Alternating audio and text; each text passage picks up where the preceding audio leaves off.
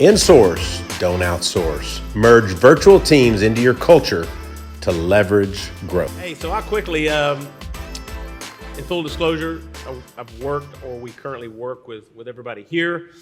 Brenda obviously works with us as our dental director. Talk about amazing with helping develop SOPs and things like Director of First Impressions. That was actually her idea. But I want them to talk about the current trends that you see today, what's happening in the industry, and what are some of the new ways in which remote virtual teams could be leveraged? Yeah, that's a big question. I mean, is there any specific question you want me to start with there? Let's go to contestant number 2. You're no longer in running for the prize, sir. No, I mean, what are the issues? You've been a part of multiple DSOs, and what are some of those functions that really should be done by virtual remote team members or outsourced?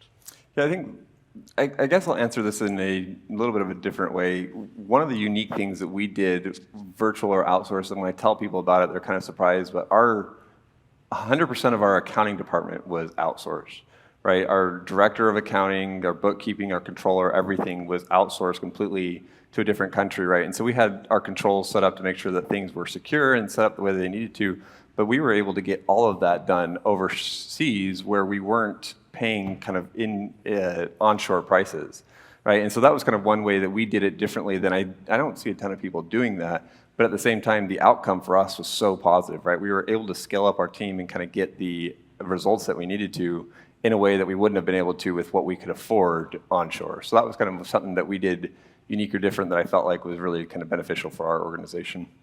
Yeah, I would say we've had a number of organizations who will their upper management may be here, right? And they've scaled down below, but now we're starting to see a lot of our teams who are bringing in those controller levels, who are even saying, my gosh, I'm having trouble finding a assistant CFO or even a CFO, so bringing in those. So I think expanding that a little bit can be good to what could be done offshore as well, right, or near shore, or even remote. Elliot? Yeah, so obviously we're going to talk more later on today about the challenges that we're all facing, and labor inflation, labor availability is probably the top of everybody's list. And I think as an organization, we've really started to focus on, giving better visibility on those staffing percentages and productivity, and then working with our practice leaders to really help figure out how we can either drive revenue growth to offset that or lower expense. And I think when we look at the practice level opportunity, anything that's redundant, administrative, something that's repeatable, is something that can be outsourced. And I know the folks at Blueprint have really kind of gotten down to the point where I think they don't really even need to have more than one person, I think, even sitting in some of their bigger practices, which I think is probably the most effective I've seen it used. But for us, I mean, revenue cycle management, insurance verification, call answering, things that drive real ROI and that are measurable. And then on the other side of the house, when we have a corporate organization, and in times like this when there's more pressure on practice level profitability, you start to look at your overall corporate and support expenses. And we also have done and are in the process of really scaling. Accounts payable is now fully offshored. We've got junior level accounting and finance functions, some FP&A functions that we've outsourced. And candidly, like, the quality of the people that we have and their commitment has been, far in excess of our expectations. And so I think, really it's not like anything you're doing, aside from things that need to be done in person, can really be outsourced in this environment, particularly to your point from the corporate side of things. And I think we're thinking a lot more about, all these different areas where maybe we're paying someone, 2 to 3 times what we'd be paying someone offshore, and we can get as qualified candidates, if not better candidates, offshore. So really, when you start thinking about all of those different functions, there's a tremendous opportunity. And as you guys are evolving the roles, I think, we're evolving the way we're thinking about it, because there's not that many ways to cut labor costs, just the reality of it. And you're not going to cut costs of your hygienists and your assistants and your doctors that are driving revenue to your practice. So really the addressable pie is really the front office and all of those support services. Yeah, and interesting to point that out, because when we first started working with Dipesh Patel at Blueprint, that was one of his goals. He actually said, I would like to have nobody in my front office. And he said, I realize that's not practical, but he says that was their goal, is how could they take their back office and how could they take even some of the front office and find a way to outsource that, or as we say, insource. And the reason we use insource, I want to say that, you'll hear us use the word insource at our company a lot, because we feel like they are inside your operation, a part of your practice, a part of your culture. And so when I talk about that, it's because we view the opportunity to leverage full-time resources not done by an hourly rate, but where they actually are part of your team as well. Jacob's going to come from a different perspective. Jacob is a Zig Ziglar partner. He does a lot of their marketing and pieces, and I know he utilizes not only offshore, but you utilize a lot of remote teams as well. And talk about how you've integrated that and leveraged that within your business too. Yeah, so I've owned the marketing agency that I have for 9 years, and we have been partnered with the Zig Ziglar Corporation for that entire time since conception, and we've done some great work with you guys as well. We have 26 team members, and every single one is virtual. Now, we do have, most of those are onshore, but we have onshore, nearshore, and offshore as well. And the reason why that model has worked so well for us, I've actually tried doing the in-person marketing agency twice. And what I ended up finding was it was very hard to find people in a very specific skill set. And so I wanted to lean into that a little bit as you were showing your roles to your PowerPoints. You can actually find people that are trained at very specific things, that's what they're good at. They're the type of people that are like, man, I can't even believe I'm getting paid to do what I love to do, and I'm good at doing it.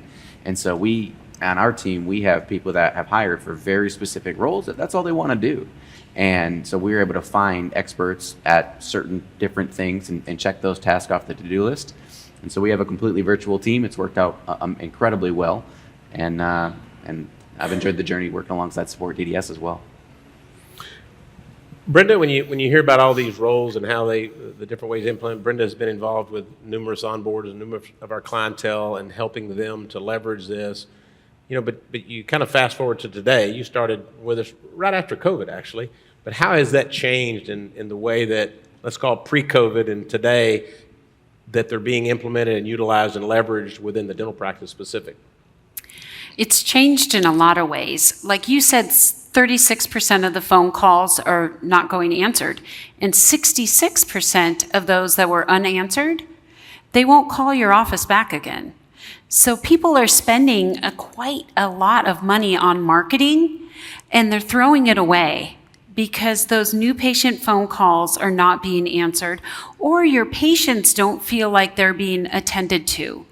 With the outsourcing, your calls will be answered, your patients' needs will be attended to, and they're not getting the interruptions from everyone in your office. So the quality goes up. When someone is considering hiring a remote team member for phones, I say, let's do a secret shopper call. Let's call them up. I'll be the patient. Let me see how that call goes. And does that call look like it matches your mission and vision?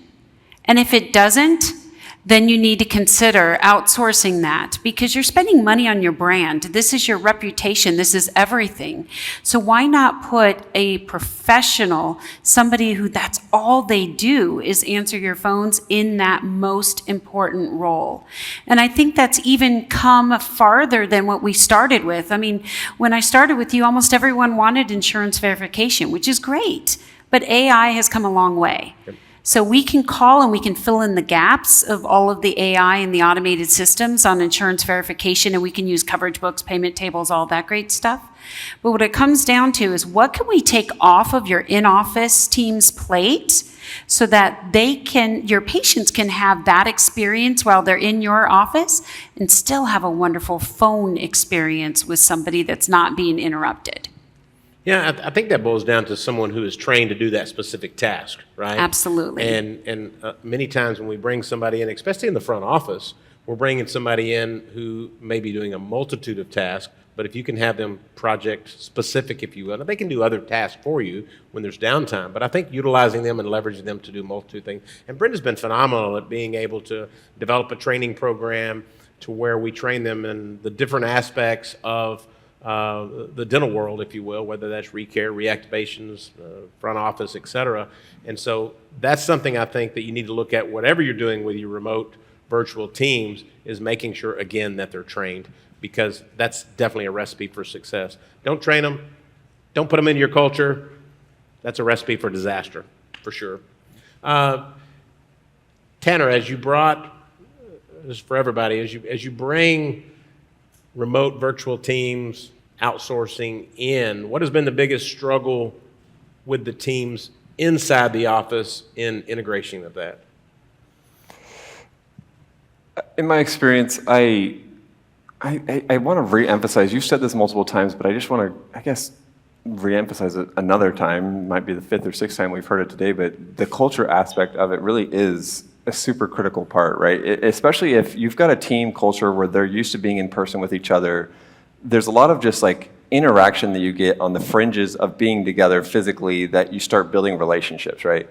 Well, take a person and put them as the only person that's outside in its own culture and in its own space and kind of doing its own thing. It's easy to feel like I'm not a part of this, right? I'm not involved in the day-to-day. And so those little things, like you're saying, really do go a long way. Like if you were to go and give a little bit of a thank you card to somebody in an office, like that's going to mean something to them. But at the same time, if you give that to someone that's outsourced that you don't talk to every single day, all day, every day, it's going to mean infinitely more, right? So that cultural aspect of really paying attention to the fact that, hey, you are a part of this team, even though you're not physically here, I think that makes a big difference on the outcome of the results that you get, right? People are always going to be more engaged in something that they feel connected to than when they don't, right? So this is not just a body that you hire. And really, I think it's also important to emphasize that this is not somebody where you're hiring them to do their own processes, right? These are your processes. These are your systems. You're just having them do it for you. And so you're training them. It's still your team member. And so making sure that they feel a part of it, I guess, is really kind of that emphasis of that's the key to success for outsourcing. And I think that helps your in-office team because now they feel like they're connected to that remote team member as well. They do truly feel like it's a unified team, which would be the hybrid teams beginning to work And you get together. to learn a new culture. I mean, that's something I love about outsourcing. Is I love to get to know, like, hey, you just got married and you went through this whole cultural difference thing of like, how do I get engaged? What does the marriage ceremony look like? I love learning about that kind of stuff. And it's so fun to like hear your teams learning about it too. You're like, wow, I didn't even know that that type of stuff existed, right? So it's kind of a fun aspect of adding that part to your culture as well, diversity. A funny thing in Africa and Zimbabwe specific, they'll get married and so they have to do their traditional wedding, which is they call it Lobolo, where they actually meet with the family, and then they do their traditional, and then they'll do their Christian wedding, if you will, and they're two totally different separate events. So it's kind of fun to learn about the and they're cultures. It's completely fascinating, different than actually. what we do here. Yeah, completely different. Elliot? Yeah, I think it's, I think just having a remote worker for people that are in the practice, to your point, that are used to looking and touching and sort of being right next to people is the biggest challenge. And so I think you solve that by creating consistent cadence of communication, and also using video and in addition to, obviously phone calls and emails, but just coordinating those regular touch points so that there's, to your point, the ability to make that person feel part of the team, make you feel like there's true accountability around what they're doing, and as you mentioned earlier, making sure that they understand the expectations and that you're managing and giving them feedback and holding them accountable for things that they want to do. So I think it's just that it's easier in corporate, honestly, because for our company at least, so we have a lot of corporate resources, kind of all across the country as you do. So we're very familiar with how to manage, virtual teams, et cetera. But if we all think back to that transition post-COVID, it takes a little bit of time to kind of have best practices and really optimize that experience and onboarding and create that cadence of communication. So I think that's been the biggest challenge. Yeah, and you some of the things that I think about that I do a lot of times, we've got a large team, and many times in our teams, in our management, I'll just record a video. I mean, literally, I'll hold my phone up and say, hey, Elliot, man, I just want to thank you. I saw the report you did. That was really incredible. Send it on a WhatsApp, send it on an email, whatever format, and that goes a long way. And I'm talking like a 10-second video, right? This doesn't take a lot of time, but to a team member, especially working remotely, and again, we're talking whether that's onshore, nearshore, offshore, that simple thing goes a long way to creating that culture and creating those hybrid teams. And look, I'm sitting here talking about things that don't cost money. It might cost you a little bit of your time, but they really go an incredible long way into building that culture and building that team. Jacob?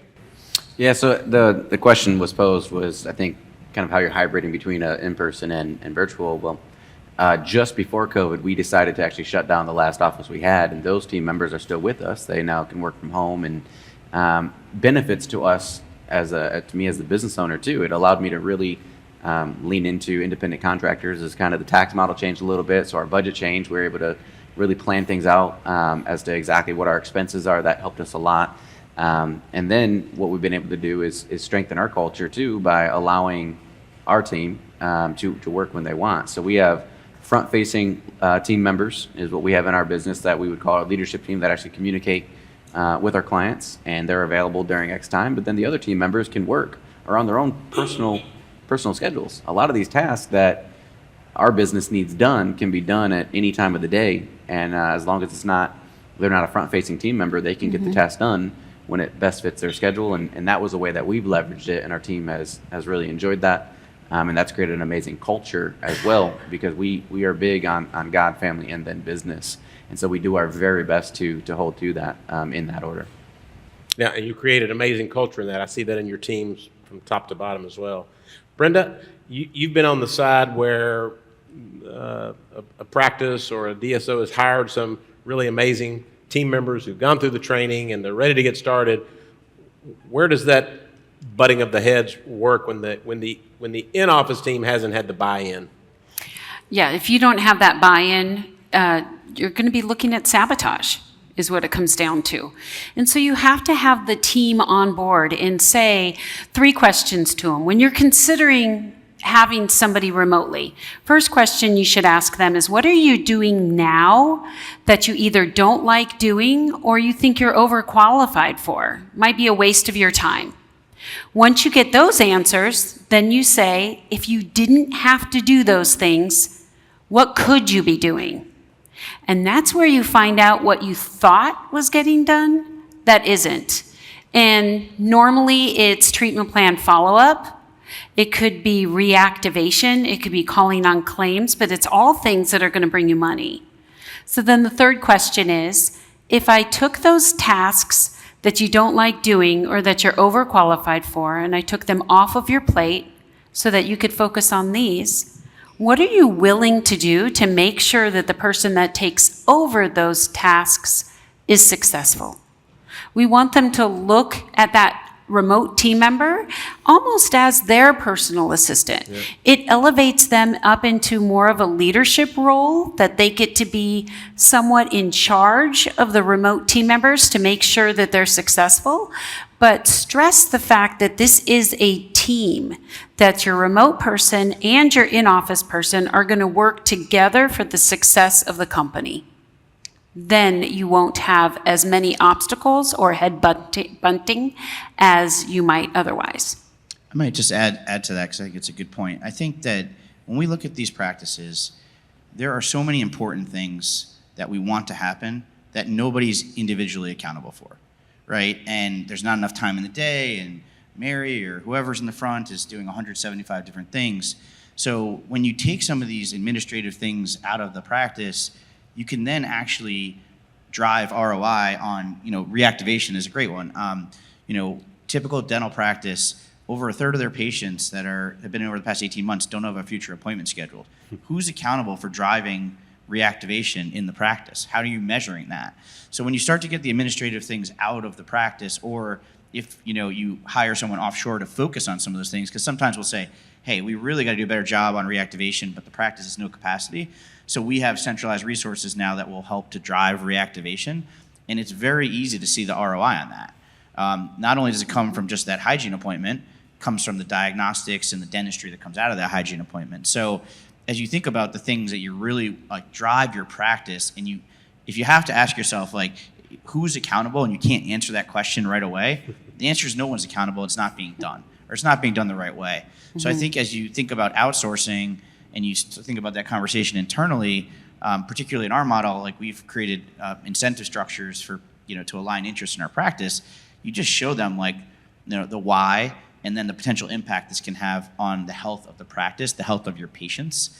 And honestly, we haven't had really any pushback because everyone gets it. They're like, man, I don't want to do verification. Get that out of here. And then they'd much rather do things that are patient-facing. So I think it really gives that chance to create better systems of accountability. And what we found in our corporate organization or in practices, if we have one person waking up every day focused on one thing, they do a hell of a lot better job than if they're doing 55 different things. And so I think as you think about your own business and the things you're trying to drive, you can go either way. You can outsource administrative or you can outsource that function, but having true accountability around that is critical.